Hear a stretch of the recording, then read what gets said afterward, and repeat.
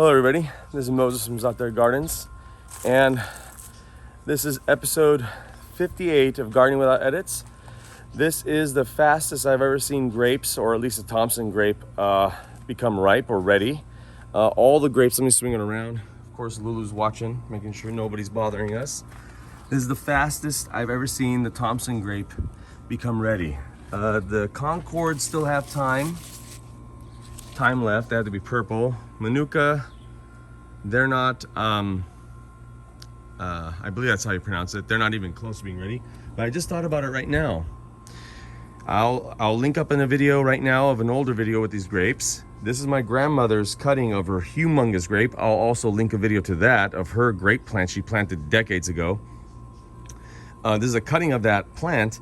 This came out of dormancy before this Dave Wilson nursery one right here. This is a Thompson as well.